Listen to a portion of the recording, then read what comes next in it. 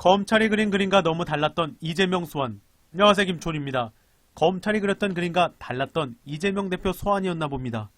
오히려 이재명 대표의 명연설과 함께 더 주목을 받고 조사에서 나오는 게 없자 본격적으로 검찰이 엄풀을 시작했습니다. 동아일보는 단독이라며 이재명 오후 6시엔 나가겠다 버티다 검찰 문건 내미자 당혹. 딱 봐도 너무 웃긴 기사인데요. 동아, 사실상 진술 거부와 다름없는 태도를 보이며 오후 6시에는 무조건 나가겠다는 말을 반복한 것으로 전해졌다. 이 대표의 태도가 급변한 것은 수사팀이 이 대표가 준비해온 진술서로는 소명이 되지 않는 성남시 요구사항이 담긴 문서를 제시하면서부터라고 한다. 딱 오전에 조선일보에서 흘린 내용과 재탕인 내용을 제목만 바꿔서 다시 점심에 동아일보가 재탕한 기사입니다. 그런데 기자들이 옆에 입회한 것도 아닌데 입회해서 쓴 것처럼 검찰들과 완전 밀착한 기자들의 모습인데요. 여기서 그치는 것이 아니라 경향신문은 또 단독이라며 김만배 검찰의 이재명 사건 잘 봐달라 부탁, 검찰까지 의혹 확산이라며 대놓고 검찰까지 의혹 확산 보도를 내놨습니다. 경향, 검찰이 대장동 민간업자로부터 화천대유 자산관리 대주주 김만배 씨가 검찰의 당시 성남시장이던 이재명 대표 관련 사건을 잘 봐달라고 부탁했다는 진술을 확보한 것으로 파악됐다.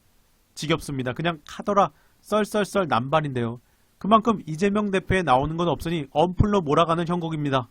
관련해서 이재명 대표는 검찰 조사 후 처음 열린 당 최고위에서 당당하고 의연하게 저들의 야당 파괴, 민주주의 파괴 시도를 분쇄하겠다고 말하는 한편 윤석을 향해선 내 맘대로 법치를 하고 있다고 시원하게 비판했습니다. 이재명, 어제 정치검찰에 맞서서 당당하게 조사에 임하고 왔다. 주권자를 위한 성실한 노력을 범죄로 둔갑시키려는 검찰 정권의 폭력적 왜곡, 조작 시도에 앞으로도 굴하지 않겠다. 검찰이 어떤 모략과 날조를 해도 결국 국민과 역사가 반드시 승리할 것이라며 정권의 폭정과 무도함에 국민과 함께 맞서 싸우겠다고 천명했습니다. 이어서 대통령실이 슬그머니 공직감찰팀을 신설한다고 한다며 하지만 시급한 특별감찰관 임명은 아직 간감무소식이라는 점 역시 지적했습니다. 이어 모든 게 나와 내 주변만을 뺀 윤석열 대통령식의 내 맘대로 법치로 보인다. 이러자고 멀쩡한 민정수석을 폐지했는지 묻고 싶다. 이재명, 이래는 순서가 있다. 즉시 특별감찰관을 임명해서 대통령 본인과 주변부터 엄히 관리 단속하길 바란다고 덧붙였습니다. 채널A 패널 윤석열은 최악이다 발칵. 채널A 돌직구쇼에는 친여 패널이 줄을 이루고 민주당 쪽 인사는 구색 맞추기에 급급한 상황이었는데요. 오늘 나경원 전대 출마 고민 중이라는 주제로 대화를 하던 중 서재현 전 민주당 상근 부대변인이 채널A에서 사이다 발언을 날렸습니다. 서재현, 저는 심각하게 이야기하면 윤석열 대통령은 우물안을 넘어서 최악의 대통령이 아닐까 생각한다. 그러자 채널A 분위기가 쌓여지며 채팅창도 난리가 났는데요. 이어 서재현, 본인이 언론, 국민 상대로 당무 개입 안 한다고 말했거든요. 노골적으로 정상적인 대통령실이라면 당대표가 되고 나서 국정 방향 논의를 해야지 당대표 논의 자체를 대통령실이 주도해서 누가 당대표 출마 자유를 막습니까? 이게 법을 위반한 불법 행위다. 그런 의미에서 본인은 말로는 공정과 상식을 말하는데 당대표 하나 뽑는 것도 저렇게 대놓고 사람을 무시할 정도가 하니까 민심은 유승민 대표, 당심은 나경원 대표를 원하는 것인데 그러니까 두 민심, 두 양심이 없는 대통령이 정말 자격이 없고 평가 자체가 범죄 행위라 생각한다. 이에 놀란 채널A 돌직구쇼 진행자 김진 기자는 그것 가지고 윤 대통령이 역대 최악이다 하는 건 지나치고 과한 부분이 있어서 그 부분은 용납하지 못하고 정정을 해주셔야 할 것 같다. 극단적인 주장은 삼가해 주셔야 할 것 같다라고 정신나간 진행을 이어갔습니다. 아니 채널A 자체가 극단적인 방송을 이어가는데 패널이 윤석열의 사이다 발언했다고 바로 대놓고 발끈하는 모습인데요. 채널A 진행자가 당황하는 모습을 보니 더 통쾌했는데요. 이런 패널만 집중적으로 종편에 투입시켜야겠습니다. TBS 전체 1위 달성했네요. 오늘 언론들은 슈퍼챗만 2,900만원, 김어준 곧 100만 유튜버 될 듯이라며 깜짝 놀라는 모습인데요. 11일 현재 구독자 87만을 돌파하고 올라올 영상들은 224만회, 95만회, 64만회를 각각 돌파할 정도로 인기가 높습니다.